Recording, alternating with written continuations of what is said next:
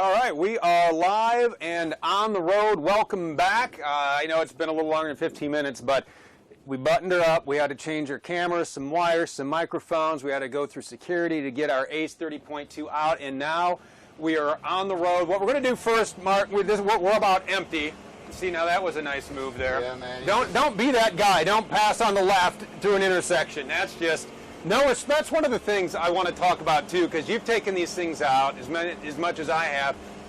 You got to give people in motorhomes a little more time, a little more space. You got to give them respect, because this is a big vehicle that isn't going to stop on a dime. You can earn respect with this too, Steve.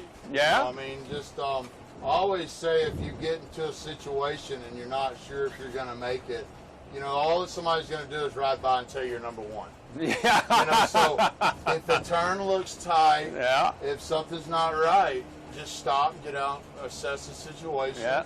Because it's not worth making that quick turn. No. One thing I want to demonstrate up here is how to properly turn an RV without maybe taking out a sign, a car, or coming over curbs. And always remember, put your nose halfway into the lane you're turning in before you ever turn the wheel. You don't make gradual turns in an RV. Gradual turns lead to disaster. Yeah. Know where you're going. But if you go, we're going to go left here. But if you go, put the nose halfway into the lane before you make the turn, you're going to get the maximum turning radius of this RV. So we're going to come out, and then when our nose gets halfway, I'm going to crank it down, and the RV is going to end up in the center of the lane, where I'm not going to drag the lane. I'm not going to pull over a curb or hit something. Important stuff to know, especially you know, when Tom and I were getting our CDLs for the big diesels. I mean, you know, they drive a lot differently when you get into, you know, whether you're driving a 25-footer, a 30-footer, or a 45-footer. They're all going to have different properties, so it's kind of, you got to get to know your coach before you take it out on the road. Well, it's like here, we're going to make a right turn, and same application. If you start gradually making the turn, you're going to be over in the snow there, hopefully grass where your guys are at. But get halfway to the lane and then crank down on it. And then you want to look back to your left. You never want to be focused in your right mirror, because that's why you did that, is so you don't overcompensate. But the longer RV you have, the more pitch you will have. And we also have the bird's eye window, safety window too, which is excellent. We got a car coming up here. So Mark's we're gonna stop. You're like, well, you're gonna really stop and show us how to get gas? Well, in this, we got a rear fuel fill, which helps out tremendously. And it's one of those things that it is. The first time you pull into a gas station, this is going to be a great tip for first-timers. So remember the first time I pulled in, you know, you pull up, you're not far enough back, and he's going to show us a couple little tricks here. Well, I'm going to pull up and get the camera up. I've got to get it up first. I should have done it before. But anyways, I'm going to pull up while you get that, because I'm blocking the intersection. And the main thing is rear fuel fill. Your fill's in the left, so we're going to do the same thing. Make our left, watch our right, and come in. But the thing about most RVs is they're going to tell you the fuel fill is on the left or the right. The tricky part about it is manufacturers will move it depending on what RV it is. So now, instead of knowing if I've stopped long enough or if I did it right, all I'm going to do is watch my rear camera, and when I see the gas pump right there, I know I'm good.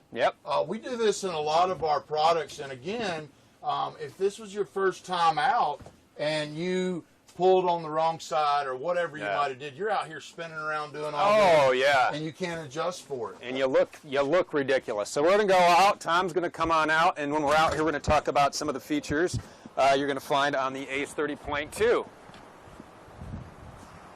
Just don't get my credit card number. No, well, that was the whole plan. There's some things on Amazon I want to buy. I'm going to hide my pin from you. All right, we won't show any of that. But you got the rear fuel fill back here, which is really nice. Again, it's going to be, you know, a little lean to your driver's side there. And that was tough, right? Yeah, easy peasy, right? 87. I mean, you can run your higher octanes. I've never been a big fan of it. I don't believe in it. But 87 lead is the only requirement for our units. All right. So that's what my take on it. I mean, you can put a higher lead in it, but you know, realistically, the only time you want to put anything in your gas is when you're going to leave it for a long time. But again, I had a diesel customer buy a gas motorhome from me at the show, because I went over letting a diesel engine sit up and diesel gel up over the winter. Oh, yeah. It took him 2 days to start it. Yeah. Where a gas ain't going to do that. But make sure you put your additives. Nice stabilizer You're going in to there. leave it in there for a Yeah. long time. Do your homework and know what you're doing. But, if you're going to go run 300 miles, Yeah. why would you put 89 lead in there? It's not going to do Right. anything for this V10, in my opinion. You guys that run higher lead might want to do that. But, if I was going to park this coach for a long period of time, Yeah. I would park it with a full tank. And your stabilizer, And then the you want to stabilizer. drive it around because you got to get that work through the fuel system. But you want to keep the space out of the tank. Yep. That's where For- condensation would come from. Yeah. But if the tank's full, you don't get that. Yep. We're just going to top it off today and get enough to start the generator, because that's one thing I want to go over with you guys today is how to operate SwinTech properly. Grab your receipt, man. I'll make sure you get reimbursed for that. All right, No, I thought got you had cash some to pay pull. me, man. I got some pull. Yeah, actually, it's just in Tom's wallet, sitting back there in his Right. coat. All right, so we got a little fuel in here, and away we go. So filling up is really just that easy. And for first timers, it can be intimidating. Grab handle on the outside. Watch your step, Tom. I'll grab the door behind you. Safety first. All Put right. your seatbelt on. Yes, sir. You need to be buckled up. It is the law. All right, so that put us right over a quarter of the tank. That'd be perfect. That's one thing I like to point out. Our units are designed, I didn't put much fuel, 80-gallon fuel tank Yeah. on Class A, all Class A's. All right. But when it gets down to a quarter tank, this is designed to shut off. So you guys at Boondock, whatever, remember to fill your tank up when you get where you're going. And that's going to take a long time to run all 80 gallons. Let's say 70 gallons out of the fuel tank to get. Yeah. Because once you get down to a quarter, this unit's designed to shut off so you'd have enough fuel to get where you're going. All right. And the generator will not run if it's under quarter tank, correct? Right. Yeah. All right, so away we go. We're going to take a little trip to the Motorhome Hall of Fame here. And as we go, Mark's going to talk about the powertrain and the chassis of our ACE 30.2. Well, the main thing to talk about is who upfits our chassis. And I got in this conversation with a customer at the show, and he's having some issues with his chassis, and the manufacturer didn't warrant it because they weren't authorized to cut into it. Morride does all our chassis upfitting, and they're going to guarantee us a level foundation, and also that all the drive shafts are balanced at one shot. That means if you're driving a 38-foot Challenger with 4 drive shafts, they're all balanced at the same time. This coach would have 2.5 with a knuckle. And that's important to know because they're going to balance those at that time so that you make sure it's right. And I think one of the other things, too, that's important when we're talking about chassis and Morride is that they do it for each coach. So this 30.2, this is going to have a different chassis than anything else in the ACE line. It's specific. I guess every chassis has its own story, so it's got its own story and feel for this particular unit. They do. They build up to a 26,000-pound chassis. I get the question a lot, is it a gas, is it a diesel? Well, Chevrolet doesn't build on anything over 28 foot except in a Class C. Okay. So the V10's been around. We've been building 3 slot-out 38-footers on it a long time. So even if you're a Chevy fan, you might want to reconsider because this engine is doing the best job in this application. So with that being said, you're going to have a lot more power and a lot more chassis underneath you. This coach is 18. We built a 16,000-pound chassis underneath the 27.2. Okay. All the other floor plans will be 18,000. Again, we use a 26,000 on our Outlaw, and then we use up to a 24,000 on our Challenger. So look at the floor plans. I mean, if you're looking at a Miramar that's a 34-foot, it's probably 22,000-pound chassis. But if you're looking at our 352 and a Miramar, that's going to be a 24,000-pound chassis, I believe. But know the difference is why. And the other thing important to point out, and you can't see them, we got a number of stickers over there by Mark's left arm there and right above your armrest there. When you're talking about chassis weight, you got gross vehicle weight, you got combined weight. That's important to know when you're loading up and you're going to tow. Well, the best thing to do is get your dry weight, load the coach up, get your tow vehicle, and go to your local weigh station, which, I mean, most cities and states are going to have that. You can pull in and get that coach weighed. That way you know what's on your coach, what you're pulling, how much weight you can have inside the RV. We post the dry weights on the outside or the inside of the door open, and so you can do that. But again, if you want to carry more weight, you cut down on your fuel. Like if I was pulling, this coach has an 8,000 pound hitch on it, right? Okay. Well, if I'm fully loaded and trying to pull 8,000 pounds, you can't do that. So what you do is drop back, only put 40 gallons of fuel in it, only put so much stuff into the cabinets and so on, so that you're not overloading the RV. But in most applications, Steve, most of your clients are going to be towing 4,500 pounds or less. Okay. But that's one thing that's important. You know, don't load up Right. the camping side. This coach is balanced for water and generator and stuff Sure. like that. So be smart. You know, counterbalance your Right. RV. The first thing you need to do if you buy our product, and I would do on anything, is take it, get it loaded up. If you're going to keep 15 gallons of fresh water on board, put 15 gallons, put what your normal application would be, and go get the coach aligned. And as you have it loaded up and you have your tow vehicle hitched, let's talk about the transmission and the tow haul switch at the end of the stalk. Yeah, you got your tow haul. Again, you can push this and it's not going to keep the transmission from shifting. I'm not going to be able to demonstrate the downshift in a downhill grade, but Right. used to, you would shift this coach into third gear coming over a mountain. Now, if you just let your foot off the accelerator, it automatically shifts into fourth gear. Remember, this is a 6-speed, and to determine what transmissions in an RV, just look at your shifter. If there's a 3 here, that's the old 5-speed. If there's a 4, it's the new 6-speed. Okay. And again, Ford started that in 2016. This is an 18 chassis. We've been building on 18 chassis for quite some time. And the point being in that is we don't have a lot of chassis just laying around not being built. Right. Where some manufacturers are still building 18s on 17. We've been building, to the best of my knowledge, on 18 chassis for 3-4 months. So that's a big deal. Yeah. You know, when you go to these shows, everybody's concerned so much about the price, but we put MSRP stickers in our coaches to help you make a good decision. Yeah. You know, if a guy's getting rid of something and keeps lowering the price, you might want to look into why. We make all that stuff visible right there, you know. And something else to point out when we're on the road, let's talk about the mirrors. We got heat, we have your, you got, they're power adjustable, you got the convex at the bottom, and let's talk about the importance, especially for people who are thinking about first timers, how important it is to get your mirrors adjusted to the right position. Well, I've never really understood power mirrors in an RV, but you got them, okay? So the bottom mirror is to check your line. So you want to have your bottom mirror where you can see where the coach is at in the road. Now, your perception is the hardest thing to get used to. That's right. the hardest thing to teach. And so your top mirror can be adjusted with power. That's going to have a left and right. And I like to adjust it out where I can barely see the sidewalk, because I want as much visibility of the road with the top mirror, and the bottom mirror is just checking my line.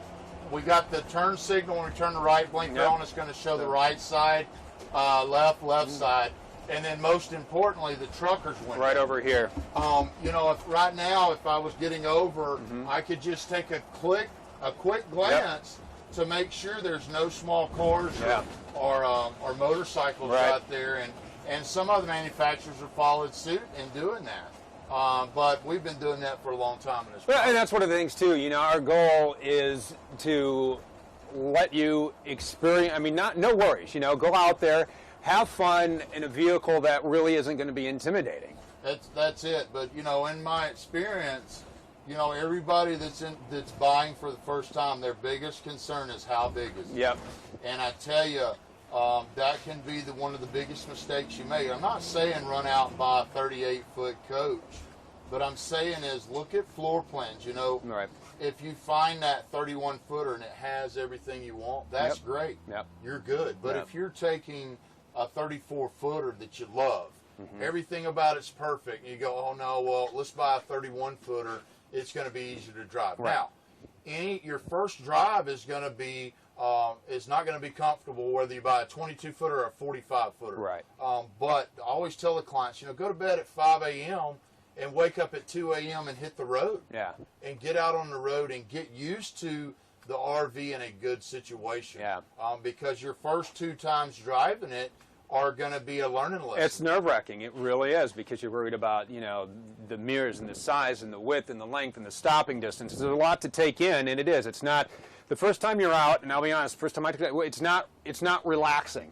But once you understand your vehicle, boy, it's just like any other driver. Well, to me, the smaller they get, the less I like to drive them. I mean, I point that out. I mean, whether I'm in a 38-footer, this coach right now is irrelevant. Yeah. And so people might say, well, you can't do this, you can't do that. And I say baloney.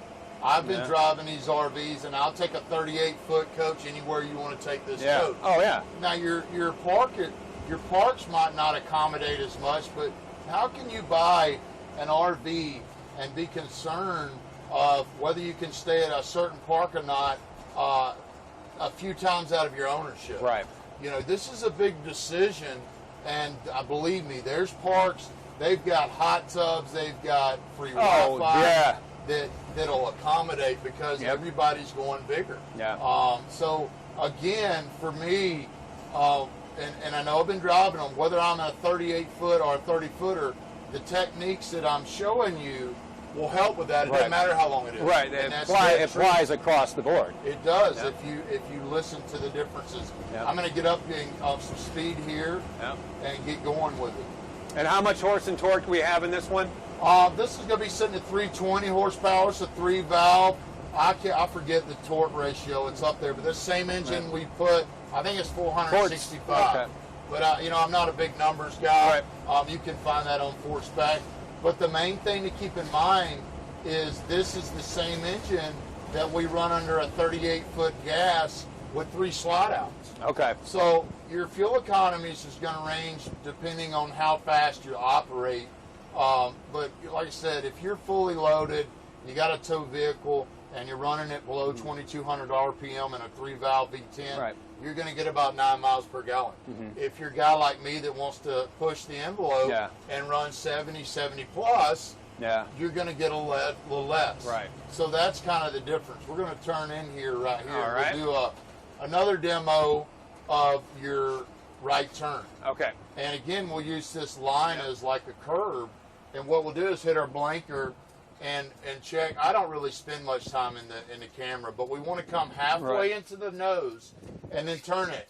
And when I do that, I know I'm not going to hit anything right there. Right. But if I come lingering in with a gradual turn, there's all kind of other things that can happen. Yeah, you're up over curves. I mean, it's...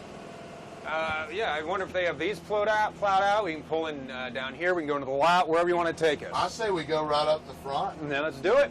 That's where we're going to go. This is the Motorhome Hall of Fame for you guys that are interested. They've got some neat applications. We have a few shows out here for dealers and also our local dealers.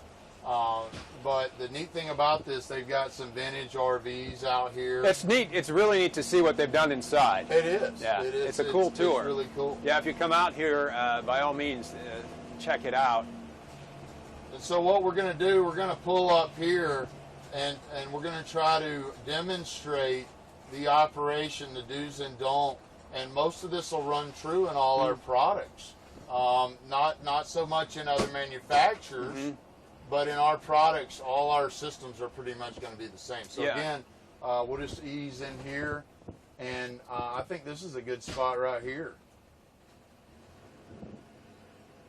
So we're going to pull in. The main thing to start off with is have a system. You guys that go in and pull in and don't have a system, you're going to get in fixed. So what I like to tell you to do first is put the RV in park. Yep. Okay. Next is the brake. Yep. Okay. Now I'm going to go back and I'm going to start my generator in this model to make sure that I have sufficient power. Right. You Again, prime it. If you're going to run the Swintex out, down will choke it, right? Yep. And then again, you'd want to make sure the ignition's off. Yep. Well, it's on now. Yeah, you want the ignition on my when you put your jacks down. So we're going to touch level this out, and then we're going to hit auto. And then the coach will level itself, and you know. One thing I always tell people is make sure your steering wheel's straight. Yep. Do not get out of the seat while you're operating jacks. No. Okay, because you don't want to be moving around for one. It'll sense that and won't level up right. So there's sensors throughout our products that are going to help to level it. And now it's going through this mode.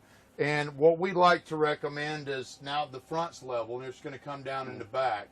But what we like to recommend is to have your jacks down before you let the slide out. Yep. It's not something you have to do, but it helps with the system. Because remember, everything is done for a reason in an RV. So now we're going to come to it. We should be getting level. We'll bottom out up here in the top, so it's going to operate the front. And it's important to note that you can also put this in manual mode if you need to. If your surface is a little wonky there, you can put them down manually if you need to. Okay, this hides up a little higher. Everything else is good. You can tap it down there. Well, and that's a good point, because if you don't want to take the tires off the ground. No. So if you're nose diving, right? Yep. Instead of lifting the whole RV up, go to manual, Yep. put the front jacks, you're done. Yep. Maybe lift it a little bit to the right, whatever, and you go lay in the bed, and if the head's downhill, take it up on the other side. But it's level now. So one thing, before we put the wall out, let's kind of talk about, we got Tom in here with the, I mean, these are the wall that the slide is in, and there's still plenty of usable room. No, there is, and I'll go back and demo the bumps. The one thing I like to point out is you can still access getting into this bump. You can still go to the bathroom and go to the bedroom. But again, in my opinion, you should have your generator running or shoreline power on when you're operating the slide. The only thing that you'd want to watch out would be the driver's seat. Make sure your driver's seat is forward. And it is. And that's the only thing. Tilted. And there's only 4 little drawers at the bottom of the bed that would not be able to open in motion. So now we're going to go to extend. And let's talk about the Schwintek motors here as you put them out, the sounds you need to listen for to make sure they don't get out of sync, and kind of take us through that process. The main problem that I've heard in the years is people not letting the motor spin all the way out. Okay, there's a motor on each side of every Schwintek. So if you stop this motor in the front because the front hits and the back doesn't, over a period of time it gets out of sync. Right. And we're going to go through how to fix that today. How to sync them up. Let's listen right now to the You'll hear it. Schwintek. It's very distinct. So you can hold this button down all day. The problem is not holding it down long enough. Right. Okay? So what I'm going to do is demonstrate how to reset it. And you want to just come 1, 2, that's 1 complete. 1, 2, that's 2 complete. 1, 2. Now, you'll finish it out, and that'll reset your motors. I like to do it in a in situation, but you can do it however you want. I'm going to let this back out now. That's going to be in your drop-down bump Schwintek. This just has the actuators, so you don't have to worry about that, but that's the basic operation. And there's a whole troubleshooting. Tom and I have put together an entire troubleshooting, whether it's if something happens with the jacks or something happens with the slide wall. We have a complete walkthrough on both of those setups and how you can reset those and manually put the jacks down. You can even, if you have to, put the wall in. Going to take a campsite to push it in, but you can do it. And all those troubleshooting videos are going to be on our YouTube page. So we got the walls out. We're set up. Yeah, you know what? Let's take a look and walk back through the bedroom here. I want to go outside. I think it's nice enough. It's nice out. Yeah, absolutely. Sunny, close to 40 degrees. We'll take it. Storage behind the TV, USB ports. I mean, look at the storage in this unit. Look at the extra windows it has. Plenty of wardrobe. That has a nice place to store your table and pull now for $17.50. And again, the fitted bedspread. Guys, this might not seem like a big deal, but it is having that fitted. Still going to have a little bit of storage underneath the bed, and then also with your rear fire escape. And again, you can't put a screen in this because it's going to be a fire hazard. Yep. So for you guys wanting to know, we do not offer screens in our rear fire escapes. Okay? And you know, and one of the things too that is important for people to do is really when you're going out is put together, you know, a plan in case something would happen. Practice getting out of that window because it's not as easy as it looks if you're going to be out there on, for an extended amount of time. You're just going to flip the handle and you can open that a little bit. Yep. But I don't. No, the window will come off. But you want to unhook it Yep. and push it and it'll fall right Yep. off. Okay. Denver mattresses and all our products going to be a lot better quality mattress for you. And then the Bluetooth radio is going to actuate all your speakers outside, and then throughout the rear of the coach back here, and then the front would do the front. And we just completed an entire every single button how to connect it video. So if you're interested in that, you can find that as well as on our YouTube channel. So as we walk outside, we'll take a walk out here. Oh, I know you wanted to show the closet. You were dying to show the closet, which let me show you how easy this is. I could have hung up my coat, but I didn't because I wanted to demo the closet. Right. Well, you've got your broom closet, and Yep. again, all this stuff has a lot of meaning, Yep. and it's stuff that you're not thinking about right now. But put all this stuff to the test and challenge the coach that you're looking at to make sure it's equipped well enough for what you're wanting Right. to do. Again, this nice little pantry drawer. It doesn't seem like a big deal now, but as you get out and you're Yep. putting all your food and this stuff in, all this stuff will have a lot to do whether you're happy or not. I mean, we put the smaller microwave in there. You know, like for me, a big, huge microwave is a waste of space Right. because I don't like stuff out of a microwave, okay?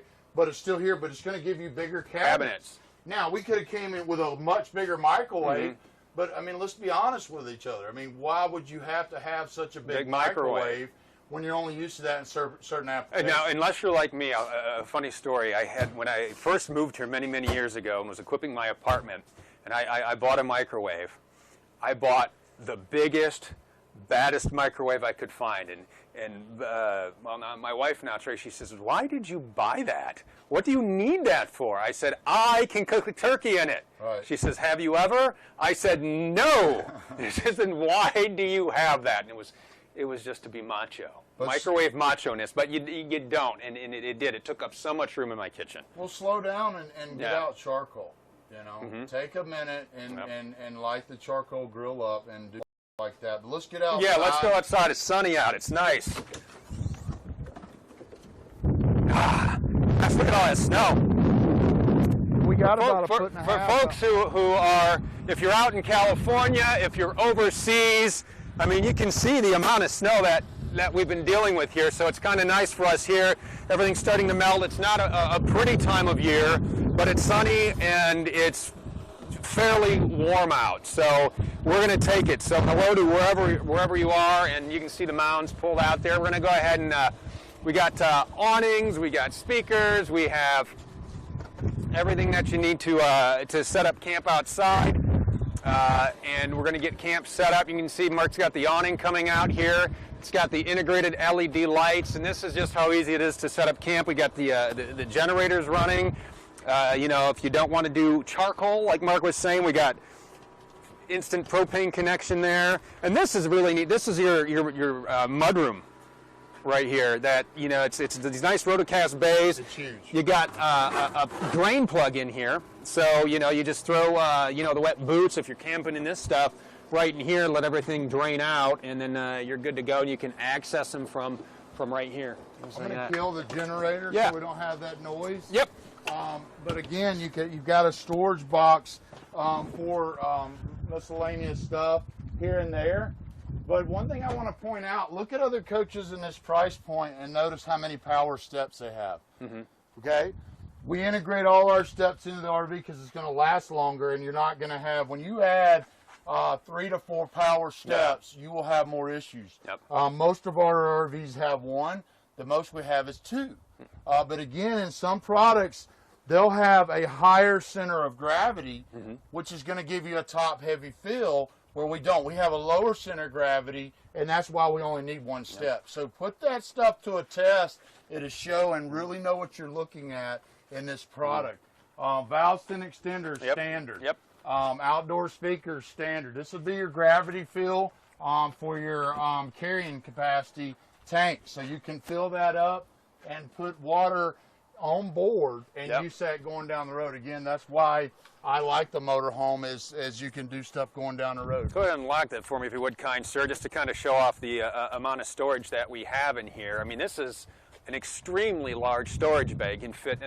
We can fit Mark in there, and we can smuggle Mark back into the plant. You got to have storage. Yep. You got LED lights throughout, whatever you want to do. And the guard would probably catch us.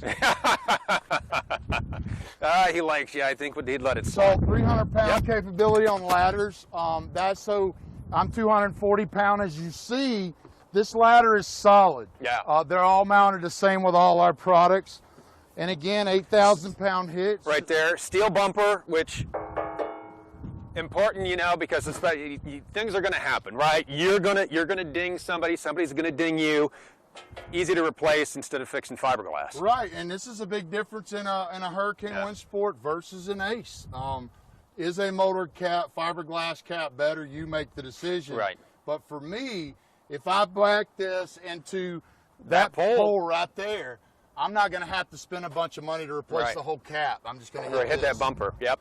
Plug and play for your front, exhaust for your generator, rear fuel fill, and so on. And slide toppers standard on this. Standard on everything. Yep. Seals and tracks. Guys, again, when you're walking around these shows or when you're going to your dealership, notice that all our seals are in tracks. Again, this makes it really easy for maintenance. And we do that across the board in all our products. We're not just doing it on a high dollar or low dollar. But imagine that. I could change the slides. And I looked at other manufacturers that have copied a full wall slide. They don't have a seal on the bottom of the slide. Why? Because it's glued on. You can't glue a seal on that long and have it stay. This is in a track. So if I wanted to order this from my dealer, I could replace these seals in 15 minutes.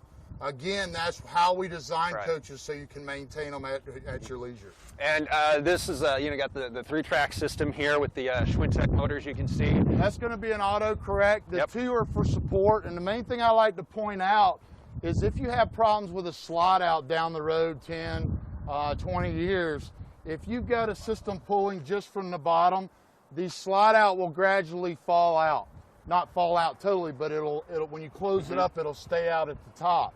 So we have 2 supports for that, and then also we have the third bracket to keep it in track. So that's the worm gear effect, and that's aircraft aluminum that's going to do that for you. And we've been doing this for a long time, so this stuff works for our products. And this side is a great example to show the frameless windows. I was in Branson last year, and someone had mentioned how honestly they loved the frameless campsite right next to us. How they loved the frameless windows. They were in Wind Sport, I believe. Yeah. And it really does make a difference from one. It cleans it, a cleaner look, and then you can open them when it's raining. I mean, it's really a nice upgrade. It does, and it keeps your seals not exposed. That's why they mean about frameless window. And again, if you guys are out in the market right now, you're looking at coaches with seals around here, and the seal dries up, and you have to replace it. A frameless window has no seal, but again, I'm not really into this window's pretty, but if you take all these windows out, if you take this furnace return out, if you take this hot water heater out, all this stuff is framed in aluminum. And you guys know that that's my big deal, but that is the difference in this product or our product versus others, you know. And we got all the connections here on one side, and that's one of the things that it's real easy to hook up here. You got your generator here. We're going to have our wet bay. We got our city water connection. We got the only thing more I would have storage. to do to be really camping was plug in the generator, plug in the shoreline. Right, which is right here. You got your 30 amp service right over here. You got your tank flush right over here. You got an outdoor shower. Now this is something really neat to show is the valve, which one is handy for a number of reasons. One, it's really easy. It makes it easier to connect your sewer hose, but it two, doesn't leak. It doesn't contaminate. You put your cap on there and you shut that, and so there are no nasty surprises when you get to camp. There slides on just like that, snaps into place. Black tank flush standard, all Thor products. Outdoor shower standard, all Thor products. water freshwater pump. pump. Yep. Again, Right, you've got a filter right there. How many of you guys that own RVs out there know where your freshwater pump is? Right back here. So again, that's a nice feature that we do on most of all our products. And you can, it's really easy. You just unscrew it, just like that. You can clean that out. And every RV has that, but most people don't know that. Why? Because it's up inside the RV behind a fog panel. Or it's underneath a panel that you can't get to. Yep. Right. So again, valve stem extender standard. And what Steve was getting at is, you know, I can put my power cord wherever I want on this RV because I have the connection right there. I can screw that on and have it on there and then put my power cord in the refrigerator if I want to. Why not? But there's a lot of other RVs that have to be plugged back into themselves, so that cord is mounted to the RV in that storage area, so you lose that storage compartment. And one of the questions we get, can I watch cable? Well, if you're campground officer, sure can. There's your plug right there. It's probably frozen. No, my hands are just getting cold. My hands are getting cold. So moving on down, more storage here. We've got pass-through storage in some areas, just depending on what look you're looking at. Swintech operation. Again, you can unplug these. Yep.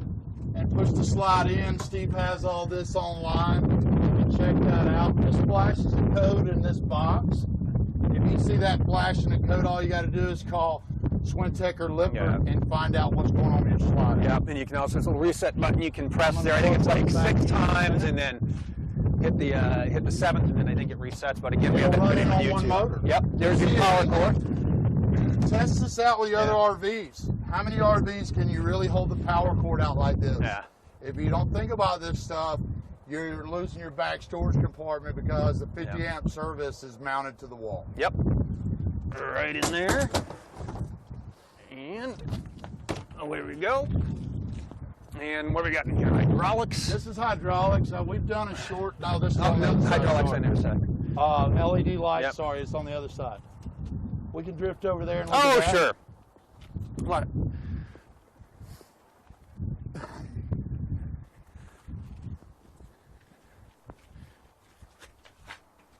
That's one thing to make sure that before you hit the road that all your bays are locked so nothing comes flying open. But yeah, we got you got your batteries in here. You have your hydraulics. You have your TV on a swivel. So it's nice that everything's convenient and easy, and this is where you needed to raise the jacks manually. We got a whole video on how to do that, and disconnect this, do this and this.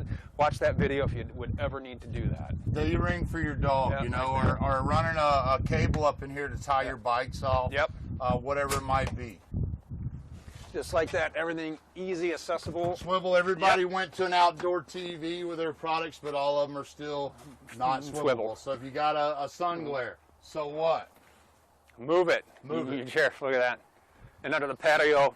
LP tanks will not be locked. That's going to be on all our products. You're going to have access to your LP tank. That's for the fire safety. And important to note that this is a gas generator, not a propane generator. Right. No, we run propane generators only on shorter applications, like in your Mercedes diesel, a Ford Transit.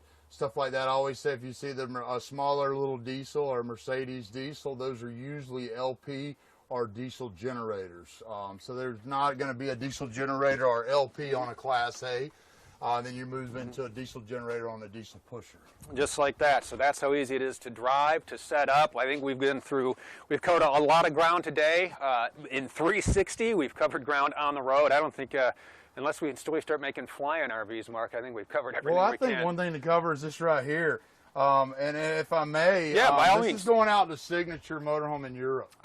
Steve and Sarah. And that's kind of, we've got a lot of different connections, but these are great guys that Thor's been doing business with for years. But that's how far we're reaching. I mean, we're getting overseas. We're doing a lot of business out there, but that's just to wrap your mind around what we really do. Yeah, so global impact. Mark, I always appreciate your time, especially today. This has been a lot of fun.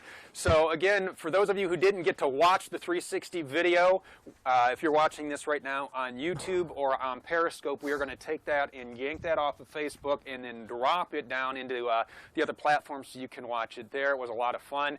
Thanks for all your comments, all your questions. Again, YouTube has all of our customer service videos, be it the wall, the jacks, whatever it is. So use that as a resource for you.